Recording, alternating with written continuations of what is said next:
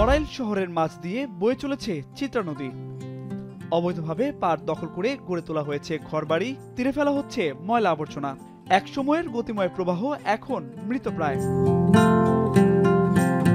স্থানীয়দের অভিযোগ, খাস জমি দেখিয়ে এসব জায়গা দখল করে বাড়ি তৈরি করেছে এক শ্রেণীর সরকারি কর্মচারীরা। এতে বাসাবাড়ির ময়লা আবর্জনা ফেলা হচ্ছে নদীতে। এছাড়া নদী দখলে যোগসাজশ রয়েছে শহরের প্রভাবশালী মহলের। এমনকি প্রশাসনের জরিপে 63 জন অবৈধ দখলদারের নাম উঠে আসলেও নেওয়া হয়নি কোনো ব্যবস্থা। সেই সময় নদীতে গেলি 10 কেজি 15 কেজি আদমরা এরকম পাইছে, আর এখন ওই বাতি গেলি 400 গ্রাম আসছে, কেউ 500 গ্রাম আসছে, কেউ নাও আসছে। মানুষ এখন তাদের বসবাস করে এবং তাদের সোয়ারেজের লাইন এবং বজ্র এই নদীতেই ফেলায়, যে কারণে নদীর পানি দূষিত হয়ে গেছে। ড্রেনের পানি সব দিয়ে একবার নদীতে দিয়ে যাচ্ছে, এই দিয়ে আমাকে পানি দূষিত হয়ে যাচ্ছে। তারই কারণে জন্য আমাদের মাছ কমে যাচ্ছে, মাছ নদীতে থাকতে চায় না। আমরা চাই যে নদীটা দখলমুক্ত হোক এবং নদীর সেই নব্যতা ফিরে পাক। অন্যদিকে বালুচর জমে ধুঁকছে কালিয়ার গাজীরহাটের নবগঙ্গা নদী। প্রায় 4 বছর আগে 84 কোটি টাকা ব্যয়ে নদীর 13 কিলোমিটার খনন কাজ শুরু হলেও প্রকল্পটি পুরোপুরি দেখেনি আলোর মুখ।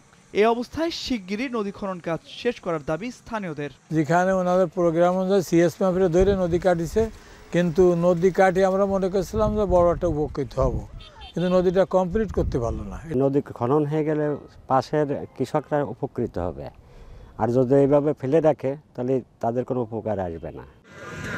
গেল বছরের ডিসেম্বরে প্রথম দফায় মেয়াদ শেষ হয় প্রকল্পের।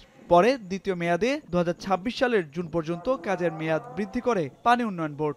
নবগঙ্গা নদী খনন কাজ শেষ হলে উপকৃত হবে এলাকার হাজারো মানুষ।